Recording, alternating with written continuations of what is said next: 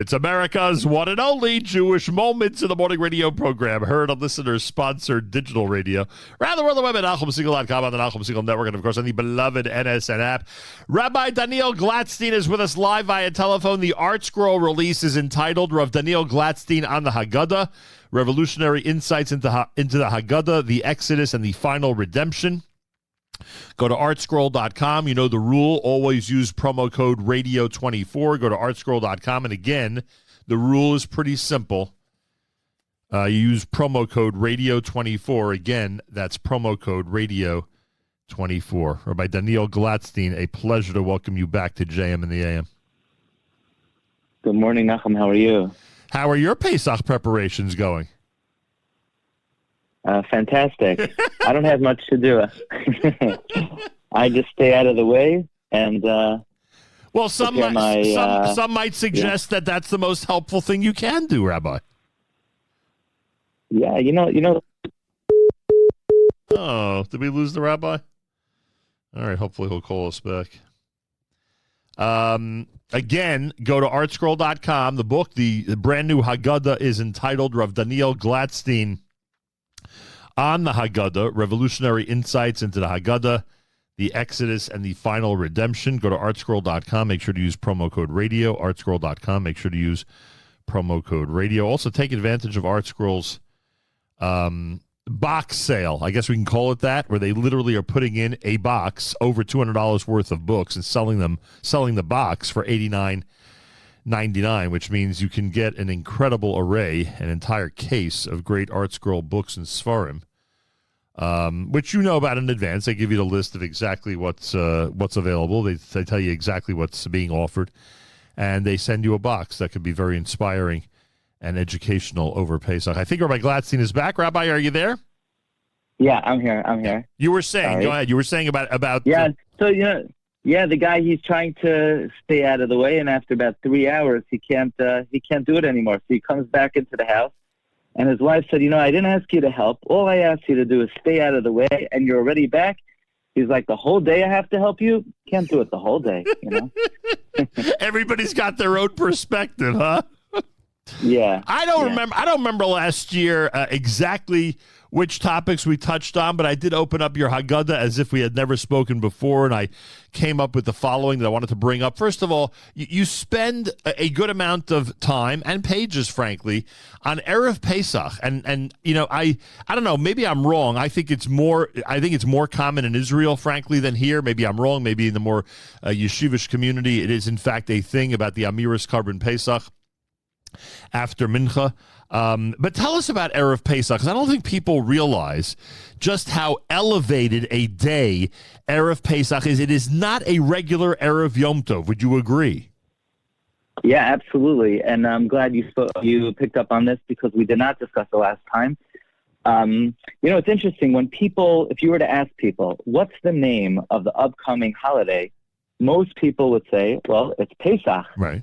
And that's not true. It's Chag HaMatzos. Right. Never does the Torah refer to the upcoming Yom Tov as Pesach. Right. But there is a day it does refer to as Pesach. Erev Pesach. Erev Pesach in the Chumash is referred to as Pesach. So actually, it's a completely distinct Yom Tov. It is the Yom Tov of Pesach. Erev Pesach is Pesach. The following 7 days are Chag HaMatzos.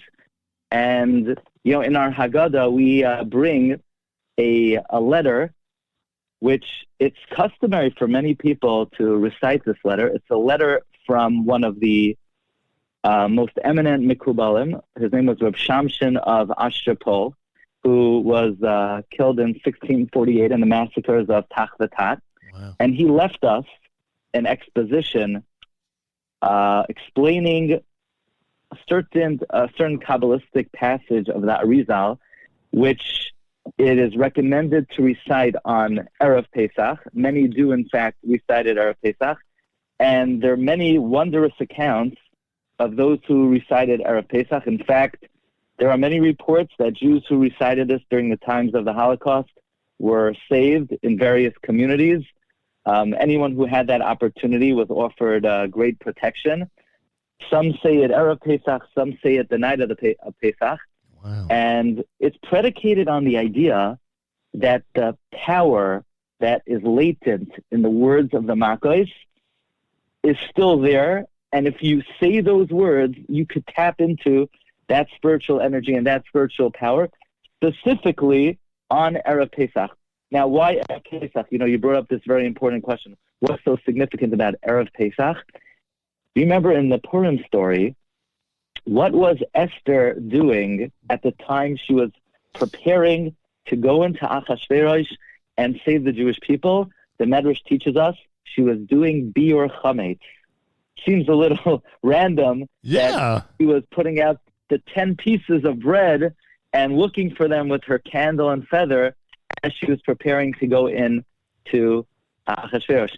But part of the explanation is that we started eradicating the forces of evil on Purim, and it comes to its full culmination 30 days later on Erev Pesach. Right. So on Pesach, before we anticipate the Geula, we need to eradicate the forces of evil in this world that are represented by Amalek. And of course, we know in our times there is a force of evil that the Jewish people is reckoning with, and they come to their oblivion, so to speak, at the time of biur chametz on Erev Pesach. And as we take our chametz, our 10 pieces, or whatever we're able to collect, and we put it in the fire, that represents the culmination of the obliteration of the forces of evil in preparation for coming of Geula, which is primed for the 15th of Nisan. So Erev Pesach is like the grand finale of the destruction of evil in this world. So it's a very significant day, a very powerful day. Rabbi Glatstein, I have hundreds of Haggadahs. I've actually given away a lot of Haggadahs recently, and I still have hundreds of Haggadahs. I don't think I've ever seen Rav Shamson's letter in another Haggadah. Have you seen it printed in another Haggadah aside from yours? I would like to say no, but, my Haggadah is not the only Haggadah that it's has rare, right? Letter. Isn't it rare? Yeah, it's rare perhaps for the Art Scroll series, and what's very rare is to have an accompanying explanation and an introduction explaining how it operates and when to say it and what the meaning of it is. And I think it's one of the nice features of this Haggadah. All right, so the 4-page English introduction to the letter is not an exact translation, but it's a pretty comprehensive review of what people will experience and discover when they read the letter Erev Pesach, right? That would be a way of putting it? Absolutely. And, if I may, there is a critical edition in both Hebrew and English of this letter that's available online. And the author actually gave me permission to cite certain insights that he had. And I recommend that if people want to explore the letter of Shamshon, they get a hold of that commentary. But this gives you a pretty solid introduction, and anybody who reads the introduction will certainly be motivated to take the few minutes that it takes to say this passage. All right, so you've given us a lot of assignments for a week from Monday. You got to say You got to say Carbon Pesach. You got to read the letter based on the order in your Haggadah. You read the letter first, right? Would that make sense? Well, you want to try to daven mincha anyway before Carbon Pesach, right? That's what we usually do when we're in Israel. We try to daven mincha first, and then right. Wow, boy, I'll tell you, this holiday is getting more and more complicated as I get older and older. No, you keep it simple. You keep it clear. Yeah. And when do we do Shiurim? Is that after the Seder? Can we do that after the Seder? Yeah, after the Seder. But people get very anxious this time of the year. I know a lot of people, they start to think about the overwhelming list of things they need to do. And I think that's why it's important that the book that we use is called Seder, order. Right. Because when you're organized and you have a program, it keeps you calm. And it keeps things in perspective. Hey, no joke. Very important I'm sorry. Very important to stay level-headed and to stay calm the night of the Seder. And, of course, every custom is important, and we try to fulfill all of them. But really the most important objective is not to lose your cool. Right. In fact, the Rambam tells us that one who gets angry the Rambam makes a frightening statement. Kal hakoyes, one who gets angry, it's like serving idols. Right. And Rav Tzvi Elimelech of Dinov says that when it comes to the Yom Tov of Pesach, an idolater is not invited to partake of the Korban Pesach. That's right. And therefore, of all the things that we have to be careful about, Chassam Sofer writes, it's more important not to get angry on Pesach, even than not eating chametz. So if the something. So if the youngest refuses to start Manishtana, you got to stay calm. Yeah, you move on. Exactly. When you threaten him or her by saying that you'll read Manishtana yourself, go ahead and do that before you get angry. Yeah, exactly. And by the way, you do include Shiurim afterwards. I didn't even realize you have it in your Haggadah. So it's really. I have something really interesting on that. Yeah. On the Shiurim, you know how many psukim are in Shiurim? How many? There are 117 psukim in Shiurim. You say, yeah, what are we going to do with that? Right. Actually, the number of years that we were enslaved in bitter slavery in Egypt, 117 years. And that's one of the important connections between Shiurim and the Seder. But that's a number I never heard associated with Shibud Mitzrayim. Yeah, it's amazing. There's so many Haggadahs, and there's so many different numbers. We know 430 and 400 and 210. Right. So where's 117 come from? Unbelievable. The Chida wrote 6 different commentaries on the Haggadah, and I found in all of his commentaries, he gives significance to this number 117. In fact, this I never knew, and I never saw in any Sefer. And I saw in a very interesting sefer. Art Scroll produced a commentary to the Zemiros of Shabbos from Reb Chaim Kanievsky. I think it was compiled by Shai Geralcher. Shai Geralcher, yeah. Yeah. And he wants to ask Reb Chaim Kanievsky, why is it that Motzei Shabbos, when we say Yoshev B'Seser Elyon, we repeat the final pasuk. Right. Why do we say that twice? Right. And Reb Chaim said, because Yoshev B'Seser, Reb Chaim said he heard it from an old man. And I never heard that expression before. Usually Reb Chaim would say he saw it in this sefer on that page. Right.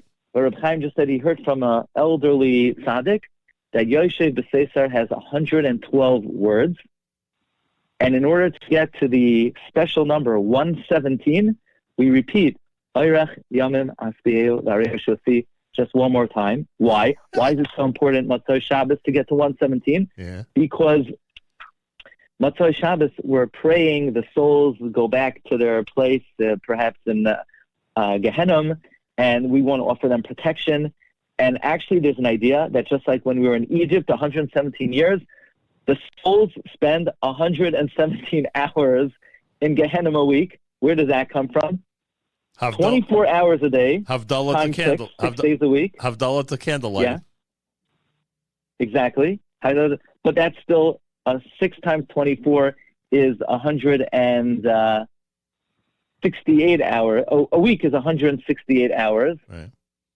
And if you subtract 24 hours for Shabbos, and then the 27 hours for the daily tefillah 3 times a day, it's 117 hours. That's just an example of where we see this number that we usually don't hear about. I'm just shocked. 117. I never heard it before at all. And it's a reference to what? The hardest slavery period for the Jewish people? The hardest slavery. It's precisely. We know that the slavery began when the Shvatim passed away. Right. So from the death of Levi, who lived the longest, until we left, was 117 years. Unbelievable. Rabbi Daniel Glatstein's with us. We highly recommend Rav Daniel Glatstein on the Haggadah. Revolutionary insights into the Haggadah, the Exodus, and the final redemption. It's an Art Scroll release. Go to artscroll.com. Make sure to use promo code radio24. Finally, Rabbi Glatstein, how could I possibly have a conversation with someone like yourself during this year of Tufshin Pei Daled without asking you about the extra significance that we have felt everywhere, and certainly in this country, of the paragraph of Vihisha Amda. Every generation, they want to destroy us, and he, of course, he with a capital H, comes through and makes sure that we survive. And this is a very important message for the Seder to transmit to our children and grandchildren this year, of course. Every year it's important, but particularly now. What are your thoughts, especially compared to last year when situations and conditions were a bit different? What are your thoughts about the whole theme of Vihisha Amda and the ultimate redemption that you mentioned earlier that we are going to benefit from? The Haggadah could not address our feelings and our emotions more directly. Because when we think about how we ended up in Egypt in the first place, when Yosef was sold down to Egypt, and we think, well, who purchased him? Who sent him down there? And we look at the Psukim, and we see he was sold by Orchas Yishmaelim, a caravan of Yishmaelim. That's what precipitated the whole bondage in Egypt. And in fact, we start off the Haggadah by dipping the karpas. And there are many different explanations for why we dip the karpas, but the most definitive and earliest commentary we have is we dip the karpas to remember how we got to Egypt in the first place. They took Yosef's tunic, they dipped it in blood, wow, and they sold him to Yishmaelim. Wow. And then we look at the end of the Haggadah and the Haggadah and the 8 personalities or figures in the Haggadah. And, Reb Chaim Kanievsky interprets that these 8 figures represent the 8 exiles: Babylon and the Chaldeans, Persia, Media, Greece, Macedonia, Edom, and finally, the angel of death is Ishmael. And that means the Haggadah ends the same way we got here, because we sold Yosef to the Ishmaelim. The Haggadah ends that God will come and he will take care of business with the Malach HaMavis, which Reb Chaim says is Yishmael, and he will redeem us. So the Haggadah is bookended with what Yishmael did to us, that we should go down to Egypt, and the revenge that God will take when he'll redeem us against those who are Yishmaelim. I mean, you can't possibly fit this into present times better than the way you just described it. Yeah, exactly. And as you say, the words of the Haggadah have to echo and resonate very profoundly with every Jew, because we saw with our own eyes, the Chol Dar Vadar, they stand up against us. Yep. And, we mourn the loss of so many innocent Jews. Yep. But we also have to realize what they could have done, what could have been perpetrated if they were able to accomplish what they wanted, what they were capable of doing, what they wanted to do, and how we saw with our own eyes that HaKadosh Baruch Hu Matzileinu Miyadam, God really saved us.